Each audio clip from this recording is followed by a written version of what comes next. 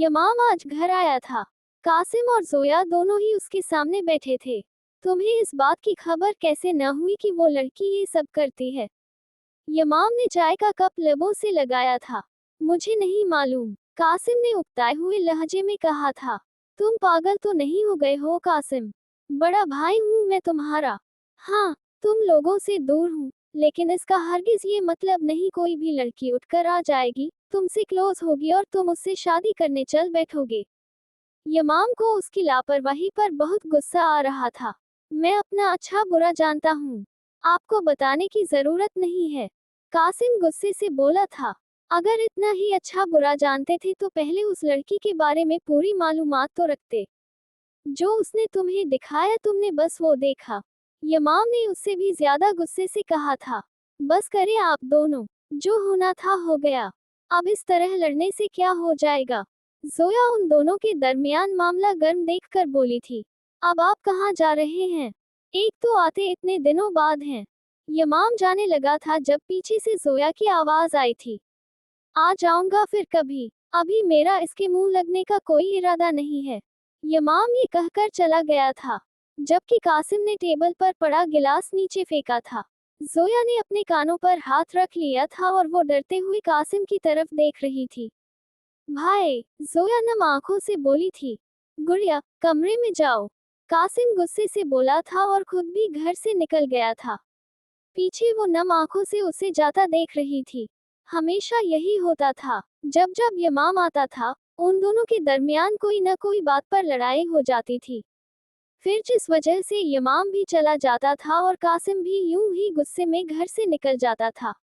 बीच वो परेशान होती थी। आज वो बहुत दिनों के बाद लकी के पास बैठा था। उस दिन उसकी गलती की वजह से मेहर चली गई थी। उसके बाद वो उसके पास नहीं बैठा था, लेकिन आज बहुत दिनों के बाद वो उसके पास बैठा हुआ था। वो हर किसी को सजा देना जानता था। अगर लकी के साथ टाइम न गुजारे तो वो भी उदास सा रहता था, और यही सजा उसने उसे दी थी। उसने शहीर को भी अपने साथ बिठाया था क्योंकि वही लकी का ख्याल रखता था। उस वक्त उसकी क्लास लगनी थी। लकी, तुम कमजोर हो रहे हो या ये तुम्हें खाना नहीं देता? यमाम ने उसके पेट पर हाथ फेरते हुए कहा था। डेमन, मुझे तो ये कहीं से भी कमजोर नहीं लग रहा, और मैं इसे वक्त पर खाना देता था, पूछ लो। शहीर ने फौरन से कहा था। और मुझे लगता है इसने तुम्हें नहलाया भी नहीं है। डेमन अब शहीर को घूर रहा था। यमाम, आप क्यों शहीर भाई की जान के पीछे पड़ गए हैं? मैंने अपने कमरे की विंडो से देखा था, आज भाई ने इन्हें नहलाया है। वो लाउंज के दरवाजे पर खड़ी जोर से बोली थी, जबकि उसकी बात सुनकर उसने पीछे देखा था। आज वो सियाह शलवार कमीज में मलबूस थी और गले में सियाह ही दुपट्टा लिया हुआ था। यमाम खड़ा हो गया था और उसने उसकी तरफ देखा था। हाँ, तो फिर सही से नहीं नहलाया होगा। यमाम उसकी तरफ देखकर बोला। क्या आपके पास शहीर को तंग करने के अलावा और कोई काम नहीं है? मेहर वही खड़ी बोली थी। शहीर भाई, यमाम को उसका सिर्फ शहीर कहना पसंद नहीं आया था। उसी वक्त काजिम भी अंदर आया था। वो कहीं बाहर गया हुआ था। यमाम ने उसकी तरफ देखा। फिलहाल उसने उसे इग्नोर किया था और मेहर से बात करने लगा। अच्छा अच्छा, शहीर भाई, और आज से आप मेरे भाई को कुछ भी नहीं कहेंगी। मेहर ने उधर ही खड़े कहा। वहां क्यों खड़ी हो, यहाँ आओ। यमाम ने उसे वहीं खड़ा देखकर बोला। मैं नहीं आऊंगी, आपका ये चीता, मुझे इससे डर लगता है। मेहर ने न में सर हिलाया था। कुछ भी नहीं कहेगा, मेरा ये बहुत अच्छा बच्चा है। यमाम उसके पास आया था। मुझे फिर भी इससे डर लगता है, और मैं नहीं आऊंगी। आप होंगे बहादुर 30 मार खान, लेकिन मैं नहीं हूँ। मेहर ना में सर हिला रही थी। कुछ भी नहीं होगा, मेहर। तुम्हें अपने यमाम पर यकीन रखना चाहिए न। यमाम ने उसका हाथ पकड़ लिया था। वो बात तो ठीक है, लेकिन मुझे इससे डर लगता है। मैं नहीं आऊंगी, और अगर आपने मुझे फोर्स किया तो मैं आपसे नाराज हो जाऊंगी। मेहर मुंह बनाकर बोली थी। तुम्हें मेरे साथ चलना होगा। लकी कुछ भी नहीं कहता। तुम काजिम से भी पूछ सकती हो, शहीर से भी पूछ सकती हो। मेरा अच्छा बच्चा है। यमाम ने उसे अपने साथ ले जाने की कोशिश की थी, लेकिन मेहर डर रही थी और बार बार न में सर हिला रही थी। यमाम, प्लीज न करें। मुझे डर लगता है। आप ये बात क्यों नहीं समझ रहे? मेहर की आंखों में आंसू आ गए थे। वो तो लकी की तरफ देख भी नहीं रही थी। वो जब भी उसकी तरफ देखती तो उसकी आंखों में कुछ ऐसा था जिससे मेहर को डर लगता था, और वो दूसरे ही पल अपनी नजरें फेर लेती थी। मेहर, कुछ भी नहीं होगा। मैं तुम्हारे साथ हूं ना। यमाम उसे अपने साथ लेकर रहा था। मेहर बार बार न में सर हिला रही थी। काजिम को अपनी बहन की आंखों में आंसू बर्दाश्त नहीं हुए थे। यमाम, रहने दो, इसे डर लग रहा है और इसकी आंखों में आंसू भी आ गए हैं। काजिम ने यमाम को देखकर कहा था। काजिम की बात पर यमाम रुका था और उसकी आंखों में देखा। क्या हुआ है मेरी मेहर? वो कुछ भी नहीं कहेगा। यमाम ने उसके चेहरे पर हाथ रख लिया था। मेहर न में सर हिलाते हुए नम आंखों से उसकी तरफ देख रही थी। ओए पागल, खामोश नहीं। लेके जा रहा, रोना तो बंद करो। उसकी आंखों में बाकायदा आंसू आ गए थे और वो गाल पर बह निकले थे। मेहर ने यमाम को पीछे किया था। उसका डर देखकर यमाम भी पीछे हो गया था। मेहर वहां से भागकर अंदर की तरफ चली गई थी। मैं तुम्हें पहले भी ये बात कह चुका हूँ यमाम। मेहर इन सब चीजों से बहुत दूर है। तुम इसे अपनी जिंदगी में शामिल मत करो। वो तुम्हारे साथ नहीं रह पाएंगी। काजिम ने उसकी तरफ देखते हुए कहा। उसकी बात पर यमाम ने गुस्से से उसे घूरा था और वो भी वहां से चला गया था। काजिम, मत किया करो न तुम भी। तुम जानते हो न यमाम जो भी रिश्ता निभाता है वो बहुत मुखलिसी से निभाता है। तो तुम परेशान न हो। और वैसे भी मेहर भी यमाम को पसंद करती है। शहीर ने उसके कंधे पर आकर हाथ रखा था। उसकी बात पर काजिम ने भी हाँ में सर हिलाया था और उसके हाथ पर अपना हाथ रखा। काजिम और यमाम दोनों एक दूसरे के आमने सामने बैठे थे। यमाम उसे गौर से देख रहा था। इबादत को तुमने अपने साथ रखा है।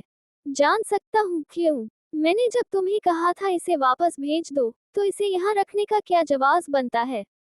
डेमन ने उससे सवाल किया था। काजिम उसकी तरफ देखते हुए खामोश रहा था। तुम कब मेरे खिलाफ जाने लगे हो? और तुम्हें क्यों लगता है जो काम तुम कर रहे हो वो मुझसे छुपा हुआ है? डेमन ने गुस्से से ये बात की थी। मैं ये बात जानता हूँ तुमसे कुछ भी छुपा हुआ नहीं है।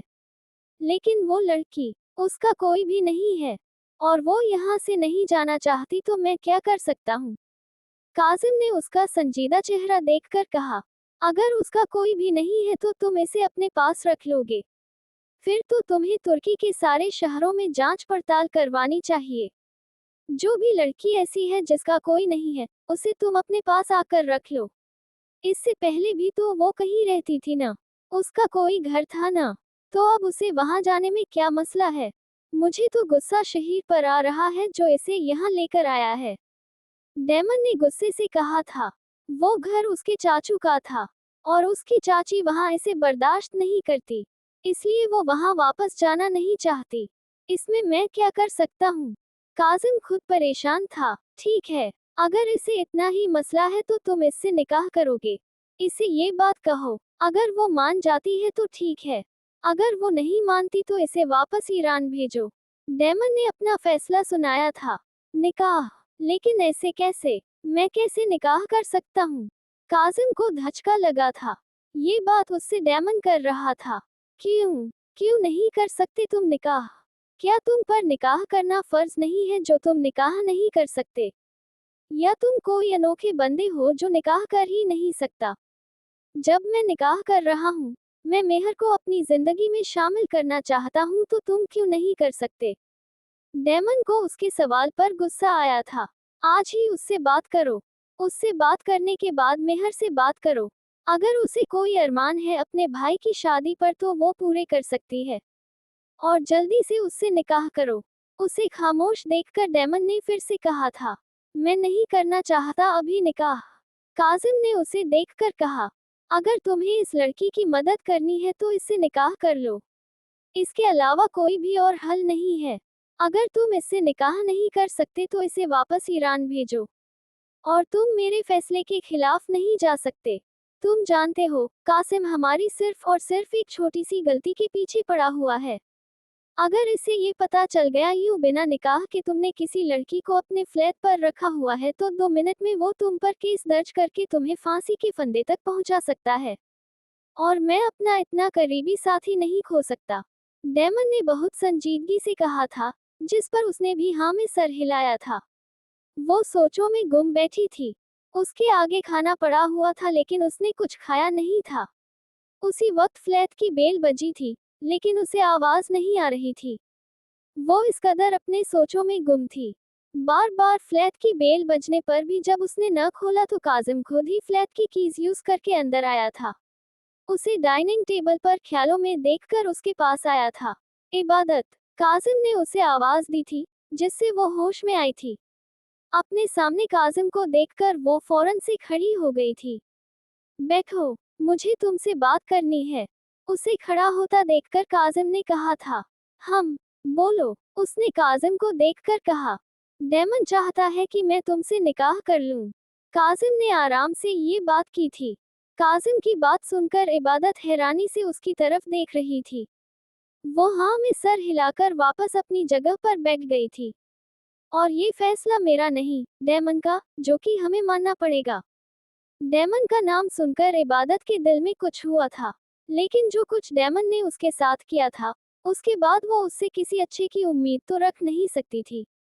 जो धोखा मैंने तुम्हें दिया है, यही धोखा डेमन मुझे दे चुका है। उसका कहना है कि मैं बिना किसी रिश्ते के तुम्हें इस फ्लैट में नहीं रख सकता, क्योंकि जनरल कासिम हम पर हर पल नजर रखे हुए हैं। उसे बस हमारी एक गलती का इंतजार होता है, और मैं तुम्हें यहाँ पर रखकर बिना किसी रिश्ते के कानूनी तौर पर गलत कर रहा हूँ।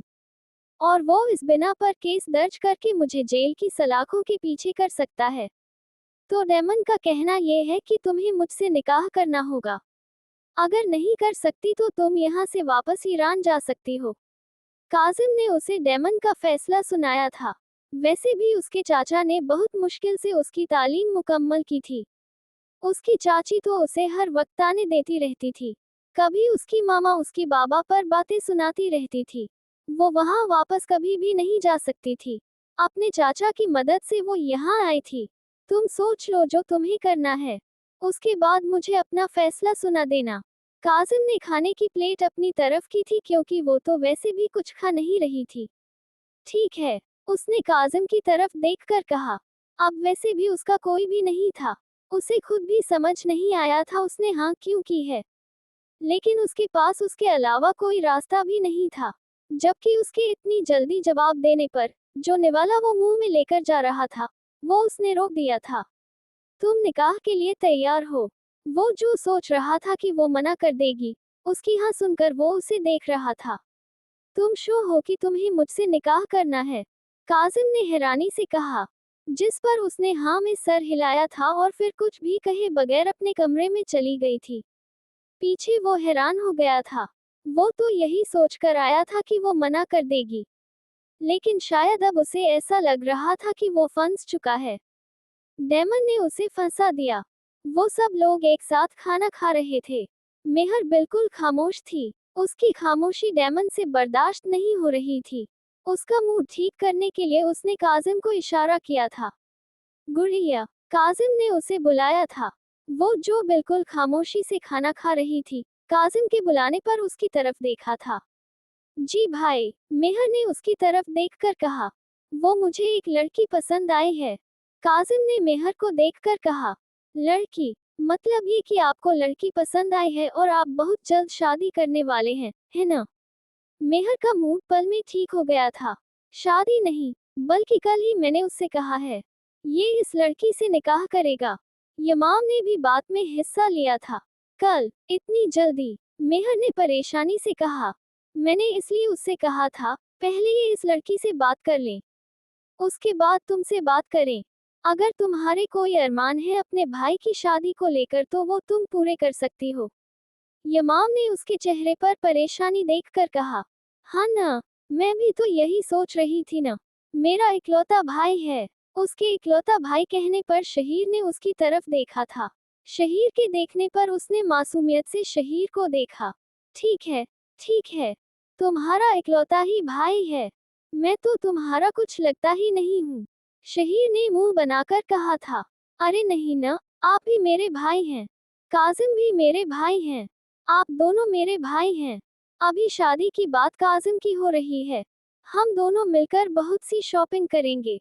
मेहर ने खुश होते हुए कहा था।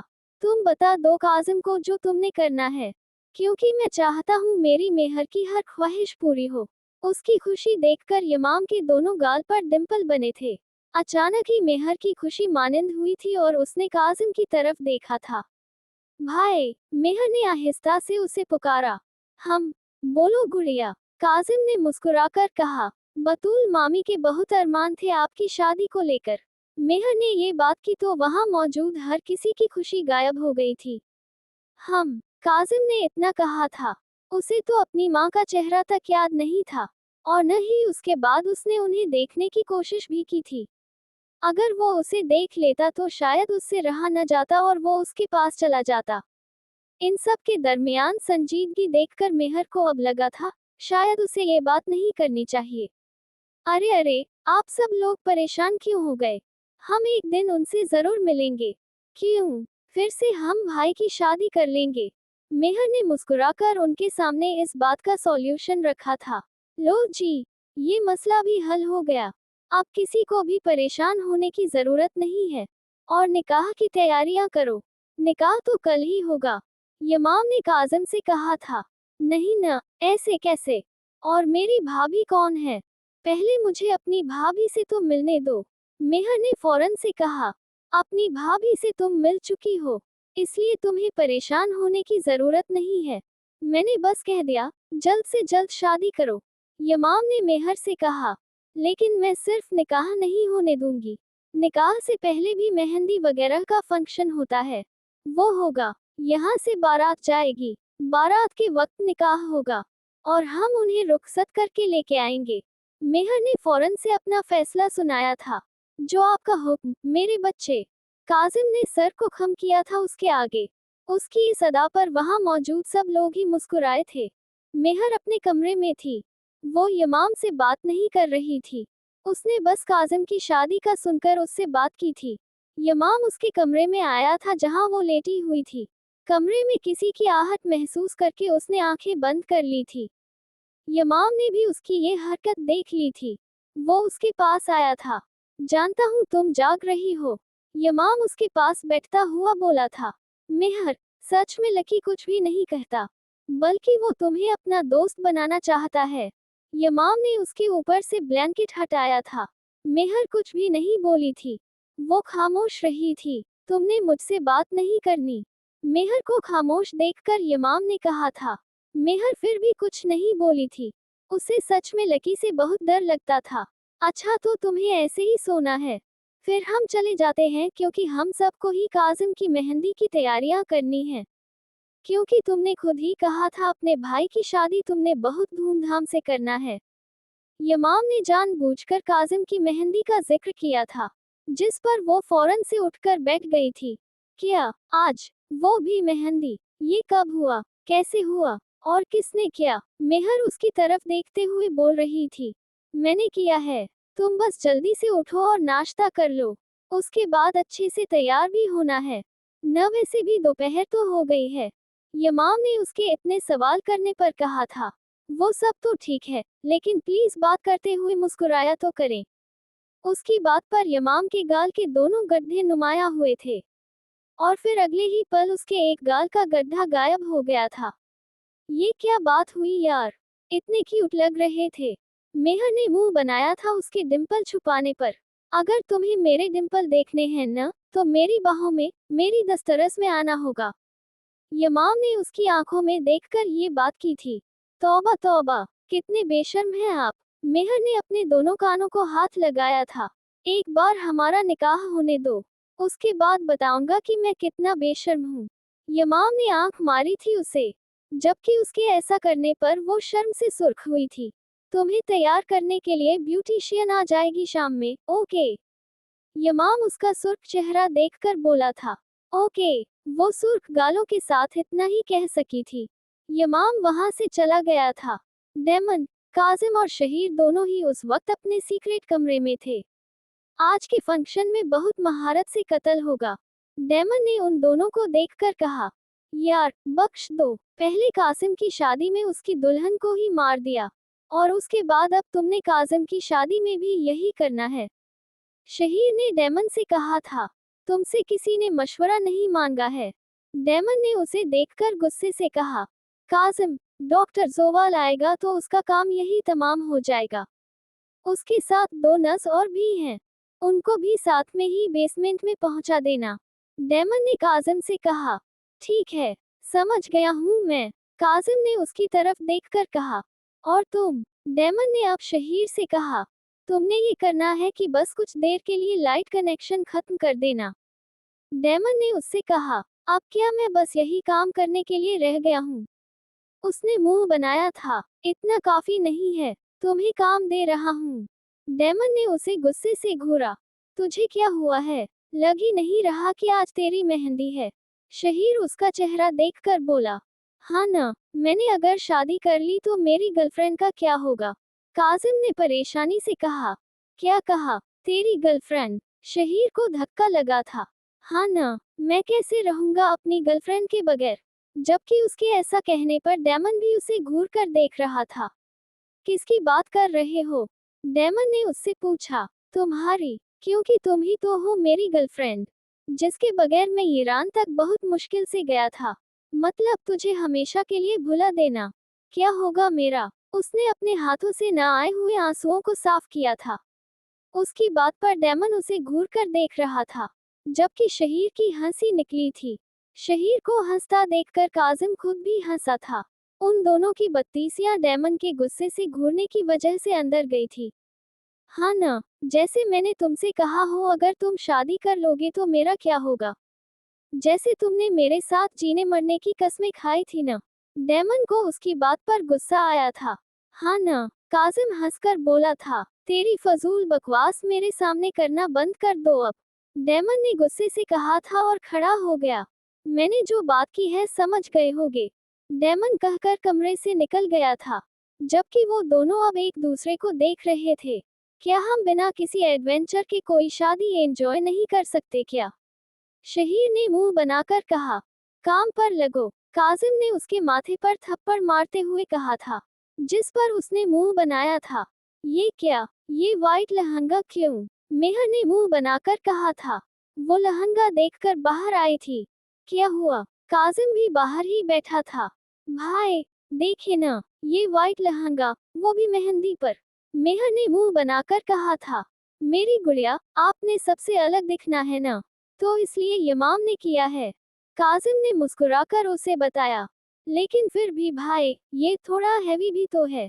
मेहर ने मुंह बनाते हुए उसे देखा। कुछ नहीं होता मेरा बच्चा, बस कुछ देर में फंक्शन शुरू हो जाएगा, तुम जाकर तैयार हो लो। काजिम ने मुस्कुराकर कहा तो वहां में सर हिलाती चली गई थी। मैडम, आप पहले मेहंदी लगवा लें, उसके बाद तैयार हो जाएगा, ब्यूटिशियन ने मेहर से कहा। लेकिन मेहंदी क्यों? मेहर ने परेशान होकर कहा, क्योंकि सर ने कहा है कि पहले आपको मेहंदी लगाएं, क्योंकि ये मेहंदी की रस्म है ना।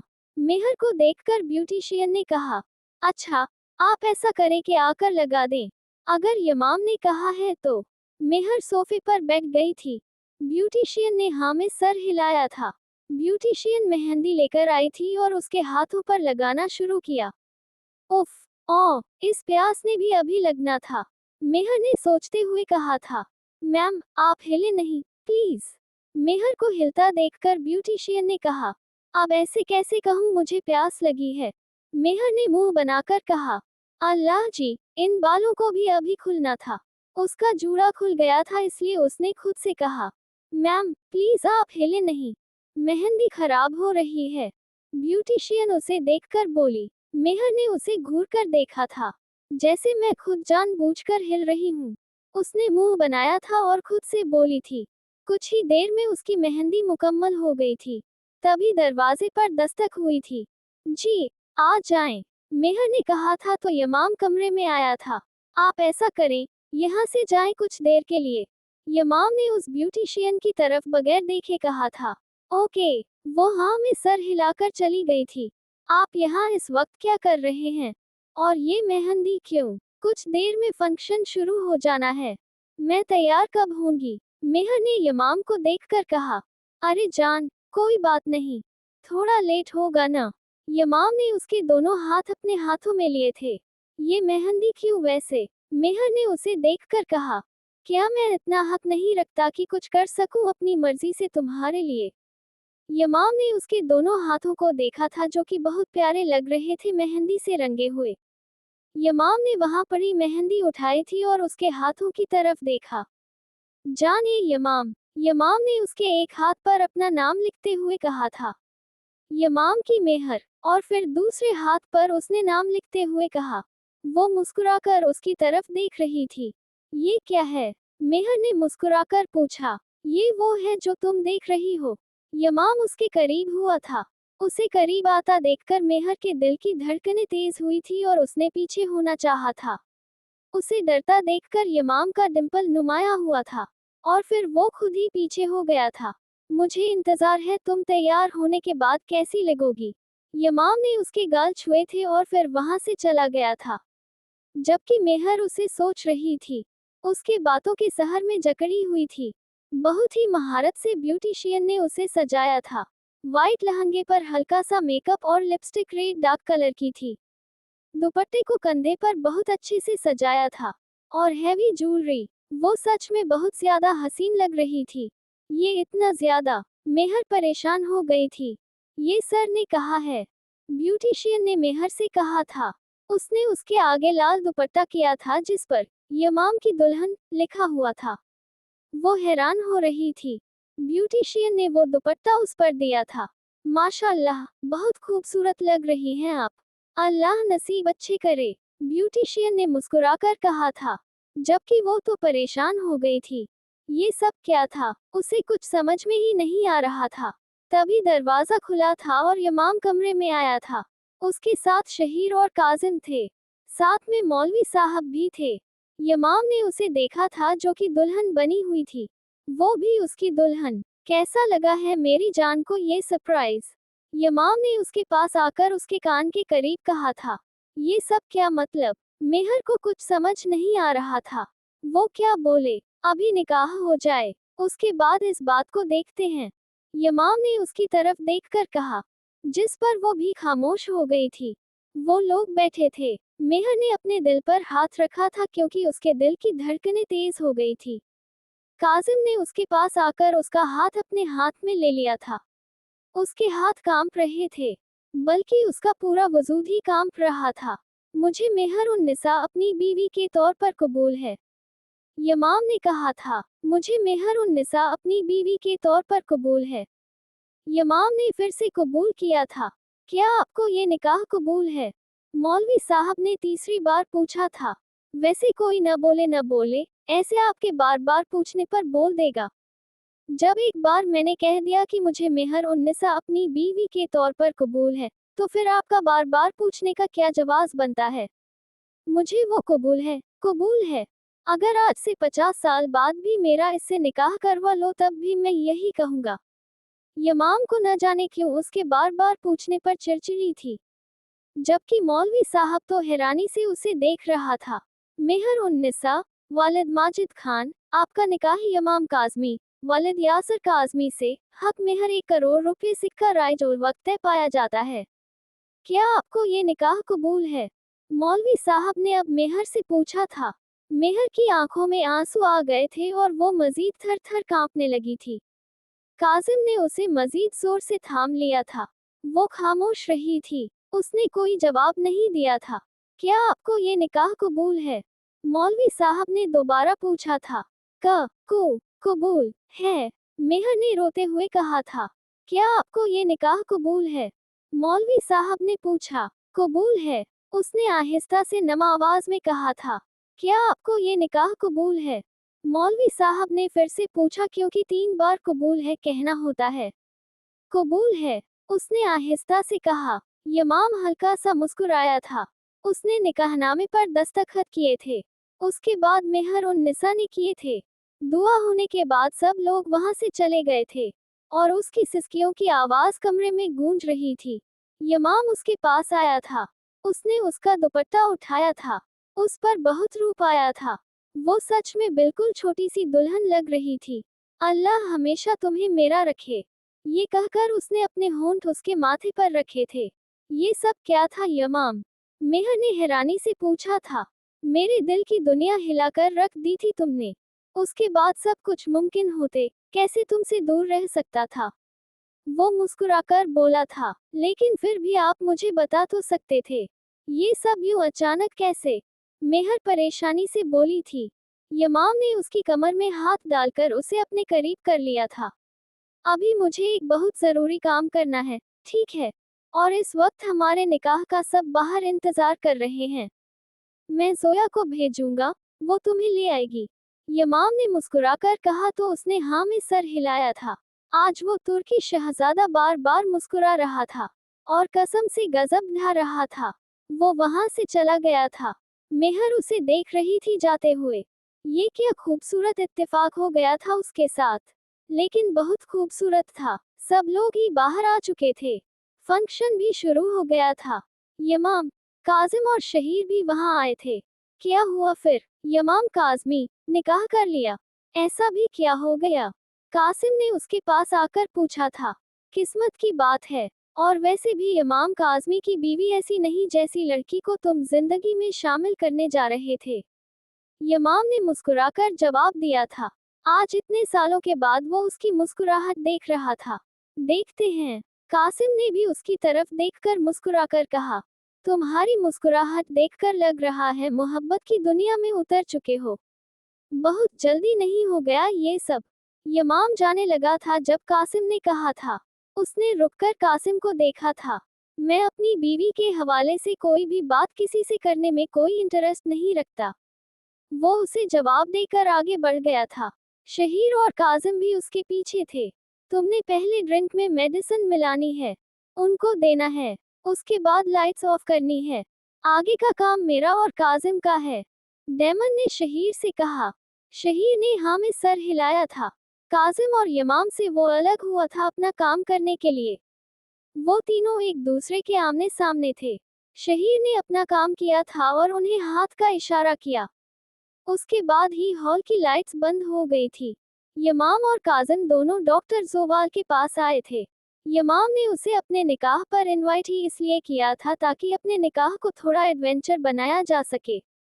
उसने उसके साथ मौजूद नर्स को भी खास इनविटेशन दी थी, बल्कि उसे कहा था कि वो उन्हें जरूर लेकर आएं। बाकी पूरे स्टाफ को भी कहा था। यमाम और काजिम ने 5 मिनट के अंदर अपना काम मुकम्मल किया था और उन दोनों को लेकर बाहर आए थे। उनके जाते साथ ही हॉल की लाइट्स दोबारा से ऑन हो गई थी। कासिम ये बात समझ गया था।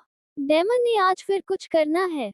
डेमन की जिंदगी और वो नॉर्मल कैसे हो सकती है? उसने तो अपना निकाह का दिन भी सुकून से नहीं गुजारा। उस दिन भी उसे कुछ न कुछ जरूर करना था। कासिम भी अब उन्हें ढूंढने लगा था क्योंकि वो लोग वहां नहीं थे। पूरे हॉल में न तो कासिम था, न तो शहीर था, न ही डेमन खुद था। मुझे उन्हें ढूंढना पड़ेगा, कुछ तो कर रहा है ये फिर से, कासिम ने खुद से कहा था और फिर उन्हें पूरे घर में ढूंढने लगा।